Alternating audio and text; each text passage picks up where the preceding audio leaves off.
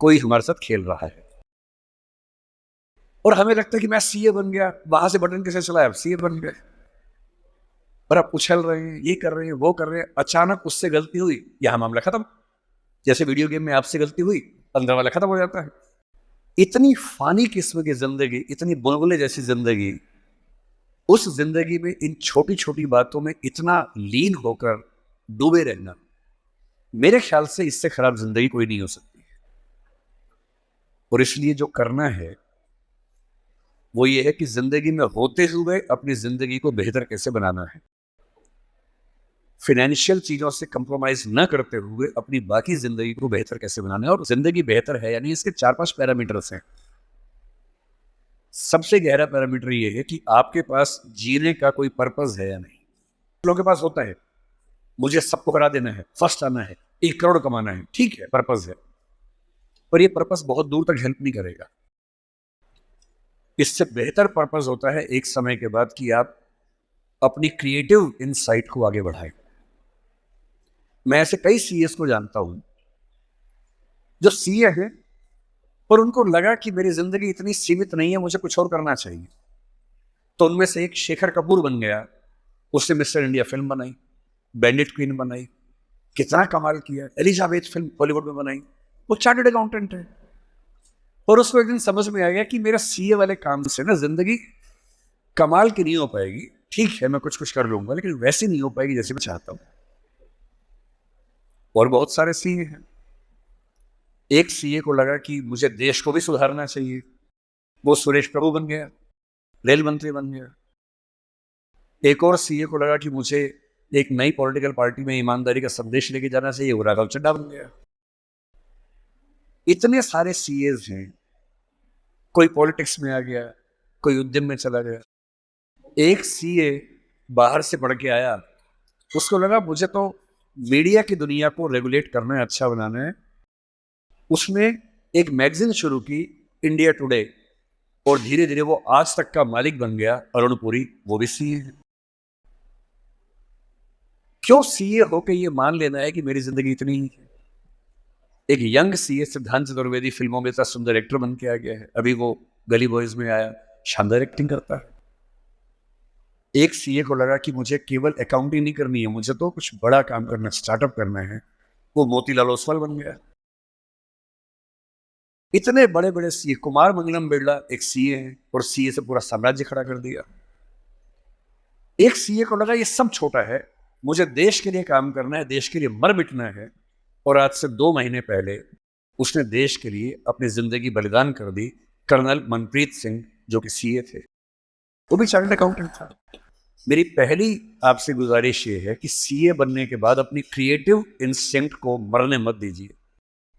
कुछ क्रिएटिव, कुछ भी हो, वो क्रिएटिव हो सकता है कि आपको पेंटिंग करना पसंद हो, आपको पोएट्री पसंद हो, आपको फिल्म बनाना पसंद हो, फिल्म देखना पसंद हो, कुछ ऐसा। क्योंकि जो क्रिएटिव नहीं है, कई थिंकर्स कहते हैं कि जानवरों के पास जो 5 सेंसेस होती हैं, मतलब सबके पास नहीं, लेकिन जैसे गधे के पास है, गाय के पास है, भैंस के पास है, 5 सेंसेस हैं, हमारे पास 5 सेंसेस हैं। तो वो कौन सी चीज है जो मनुष्य को उनसे अलग करती है? तो वो क्रिएटिव सेंस है। और जिसने अपनी क्रिएटिविटी को ही मार दिया, फिर वो तो एक मशीन है, फिर काहे का इंसान है। इसलिए मेरी पहली गुजारिश आप सबसे ये है कि सीए होते हुए कुछ ऐसा क्रिएटिव शौक पाल लीजिए कि दिन में 1 घंटा मस्ती से गुजार सकें उसमें। वो कुछ भी हो, फिल्म देखने से लेकर कविता लिखने तक, पेंटिंग करने तक, कुछ भी हो। गाना हो, गाना सीखिए, सिंगिंग सीखिए, इस उम्र में सीखिए, तबला बजाना सीखिए, हारमोनियम सीखिए, गिटार सीखिए। कुछ ऐसा जो करते हुए डूब जाने का मन करे। बस कुआं खोदना मत सीखना, उसमें डूब गए तो मुश्किल हो जाएगा। बाकी कुछ भी जिसमें आपको मजा आता हो सीखिए। दूसरा, एक ऐसा पर्पस जीवन में रखा, बेशक इतना सा पर्पस हो, जैसे आपके लिए सबसे आसान क्या है, अपने आसपास 2-4-5 लोगों को सिर्फ इतना समझा दीजिए कि फाइनेंशियल विजडम जीवन में कैसे काम करती है, अपने पैसे का इस्तेमाल कैसे करना है, पैसा कमा के कैसे सेव करना है, कैसे इन्वेस्ट करना है, क्योंकि उस मामले में आपका मुकाबला कोई कर नहीं पाएगा। या अपने घर के आसपास 3-4 गरीब बच्चों की पढ़ाई का खर्चा उठा लीजिए, उनसे हफ्ते में बार मिलते रहिए, और आप पाएंगे आपके चेहरे पर पहले से ज़्यादा चमक आनी शुरू हो गई है। और आपको कंपटीशन, परेशानी, वो जो नफरत का माहौल दिन भर होता है, इसको हरा दूं, उसको हरा दूं, इस सब से मुक्ति मिलने लगी है और आप अंदर से एक बेहतर इंसान बनने के प्रोसेस में आ रहे हैं। तीसरी बात,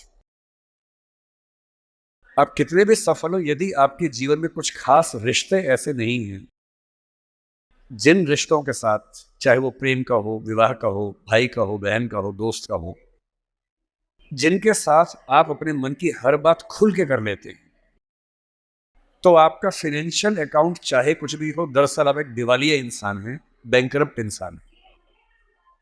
आपके अकाउंट में कितने जीरो हैं वो काम नहीं आएगा, आपकी जिंदगी का जीरो बहुत बड़ा है।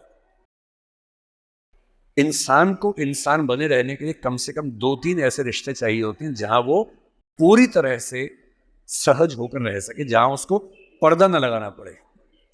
हम सब दिन भर पर्दे लगाते रहते हैं, खुद को ढकने में लगे रहते हैं। जब भी किसी से बात करते हैं खुद को छिपाते ज्यादा हैं, सामने कम लाते हैं, क्योंकि समाज का उसूल ऐसा होता है।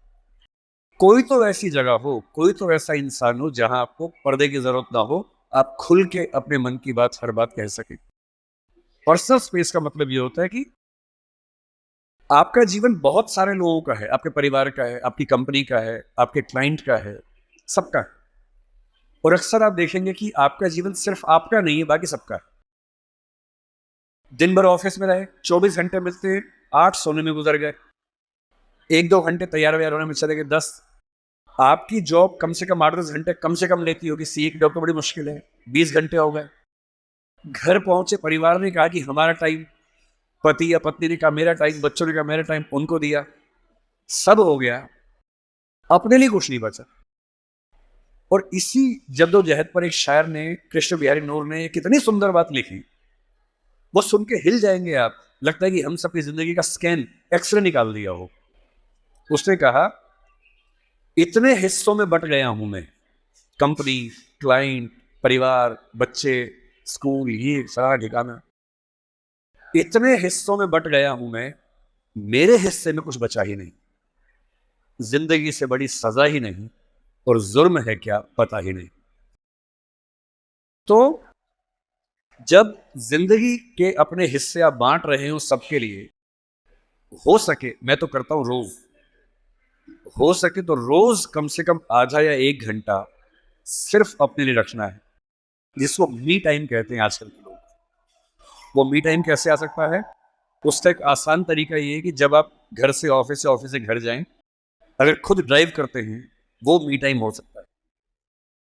उस समय फोन को ऑफ कर दीजिए, अपने आप से बात करते हुए चलिए, अपने आप से सवाल, अपने आप से जवाब, अपने आप से ठहाका मार रहे हैं, कुछ सोच रहे हैं, उधेड़ बुन में हैं। अगर वो नहीं मिलता टाइम, तो घर पे या ऑफिस में कुछ आधा घंटा निकालिए, कागज पेन लेके बैठिए, कुछ पॉइंट्स नोट कीजिए और रोज सोचिए कि आज का दिन मेरी जिंदगी को किस तरह से कंट्रीब्यूट करता है, अगर करता है या नहीं करता है।